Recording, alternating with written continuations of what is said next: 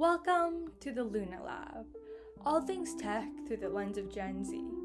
I'm your host, Luna Leo, and I'm exploring what the hell is going on in this tech-saturated world I've been born into. Why are all of my friendships managed through social media? Why am I addicted to my phone? Why did my parents grow up with tree houses while I grew up with Minecraft? On this podcast, I investigate these questions and more. So turn off your apps, turn on your brains, and join me in the Luna Lab.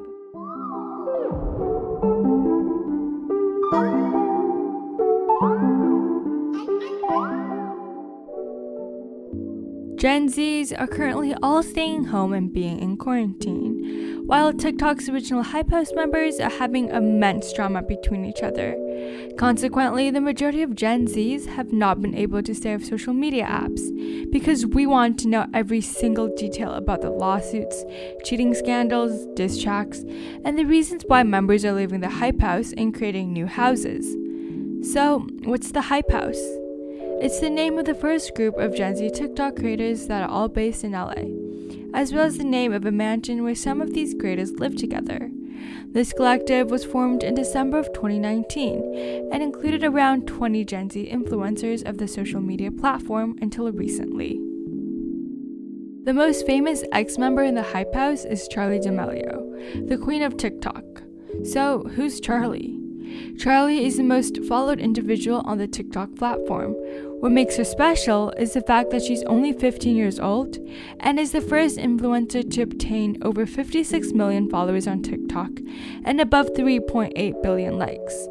Moreover, she landed a spot in a Super Bowl commercial, collaborated with Jennifer Lopez to create the viral challenge JLo Super Bowl Challenge, was invited to perform at the NBA All-Star Game, and she may even get her own reality TV show. So why is this significant? This shows how social media is changing what it means to be a celebrity, because the term now incorporates more than just actors, singers, and models. For the past few years, the term celebrity has brought in to include influencers, and these influencers are no longer only social media famous and having their 15 minutes of fame, but are landing magazine covers and advertising campaigns, once exclusively reserved for traditionally renowned celebrities. Furthermore, actors and singers are starting to copy influencers' posts on social media by posting more goofy and candid photos and the occasional no-filter post. So I decided to conduct an experiment and ask one of my friends, Ethan, who renegades during every class, to see just how much of this TikTok drama he knew about, and to learn about why Gen Zs care so much about celebrities. Lo and behold, when I asked him about it, he spent 20 minutes explaining about the reasons behind all the drama. I'm pretty sure his explanation was more detailed than any article you could find online, which further shows just how much we Gen Zs care about the lives of celebrities.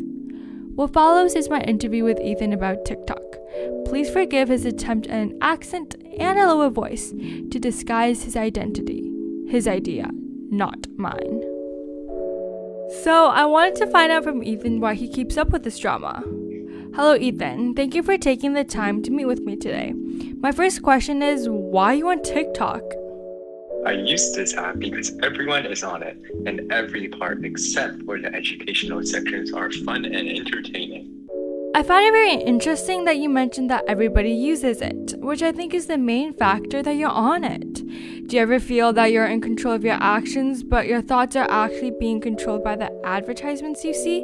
For example, in the book Influence by Robert Cialdini, he talks about how advertisers only need to say to us that a product is the fastest growing or best selling, and then bam, we'll purchase the object they're trying to sell us. This is because we use a simple heuristic, which is that popular means good. Yeah, like I downloaded PUBG because I heard these descriptions in the advertisements for it in my social media, and a lot of my friends played this game as well. Consequently, I was curious to see for myself if the game is as fun as everybody says it is. Exactly, that's what I'm talking about.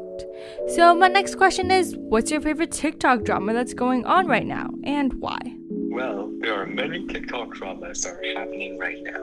However, my favorite drama has to be the drama between the Hype House and the Sway House. Chase, one of the co-founders of the Hype House, was extremely close with Josh, one of the co-founders of Sway House. But before the Sway House, Josh was part of the Hype House. The drama started when Chase was talking with Charlie, who later became his girlfriend and one of the most popular girls on TikTok, while he was trying to get with Nessa. However, Nessa was Josh's girlfriend at the time, and when Josh found out, he had a fight with Chase. As a result of this, Chase kicked Josh out of the Hype House.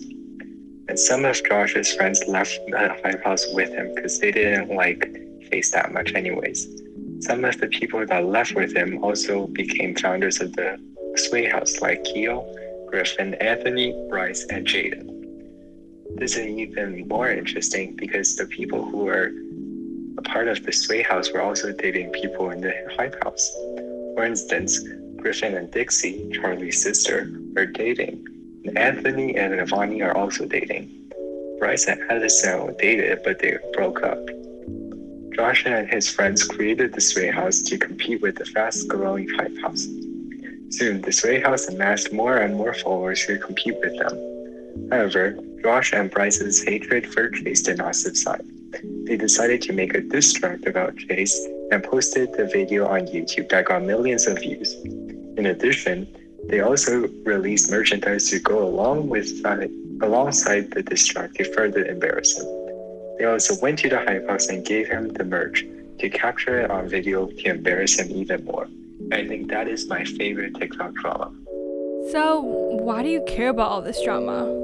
I care because I think it's pretty interesting to learn about others who are our age but are extraordinarily successful. And he is extremely interesting. So what do you think? I think that we Gen Zs are currently paying a lot of attention because we are all very bored at home. But it's also because we're living less social and more isolated lives. We miss gossiping and commenting about our community's members, which, let's admit, is something that all of us Gen Zs enjoy to do. Also, we are all highly social animals. Thus, it is an innate need to observe and comment on others' lives. Hype House's current and past members are the perfect fit, as we can analyze their lives and actions and process and comment on it like someone hundreds of years ago would be doing with their neighbors or town residents. Well, thank you for coming. Bye. Thank you for having me. I learned a lot today and I will try to be more conscious about my actions to make sure that it's what I want to do and not what the programmer or advertisements persuade me to do, although it is quite challenging. TikTokers are only one type of influencer that have gained the same amount of power to persuade their followers, and maybe even more than celebrities. But there are also YouTubers, the beginning of this brainwashing. For example, Thomas Petro, one of the co-founders of the Hype House, started off as a YouTuber and gained fame after joining Jake Paul's Team 10 in 2017. That same year, Logan posted a controversial vlog that had 6.3 million views in the Akigahara Forest of Japan, also known as the Suicide Forest, where he found the body of a young man that appeared to have recently hanged himself, and instead of turning off the camera, he showed the body up close while making inappropriate comments. So, what's the problem with this? The problem is that the values that are being promoted to the young followers of these social media influencers is the narcissism and the desire to be famous at any expense, and not the spread of useful context. And due to the few influencers who behave this way, big companies like YouTube can make money off of them because these videos receive an immense amount of views. And why is this? It's because of the fans who watch their videos the second it comes out, and because of the shares between friend groups due to the inappropriate sections of the videos. Moreover, YouTube's algorithm does not realize that it is unsuitable for viewers, and even recommends these videos to other users because it acquires an immense amount of views within a short amount of time. Another bad thing that has come out of these YouTubers is that TikTokers have learned from them how to make content that generates views and earns them an income, even if the content is inappropriate.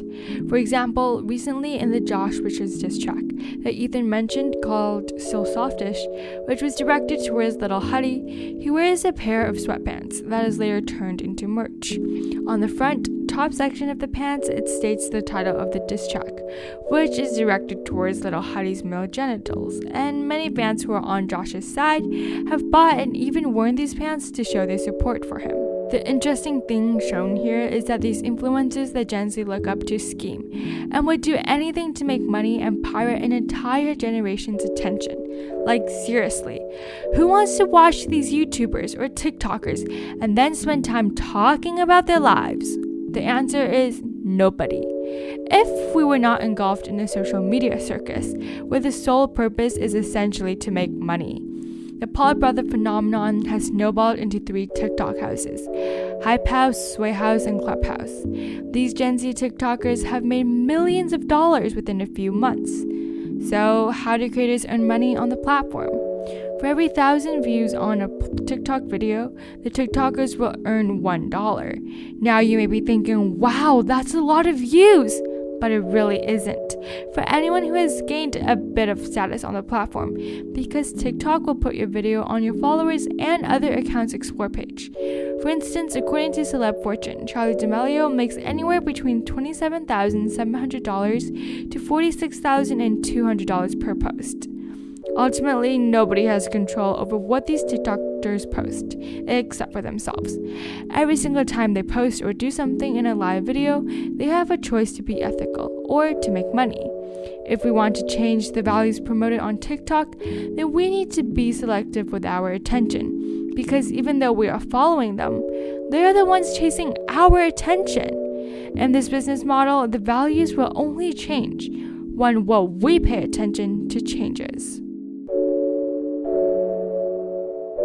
You've reached the end of another episode of the Luna Lab. For more information, please check out lunalabpodcast.com and follow me on Instagram at lunalab.podcast.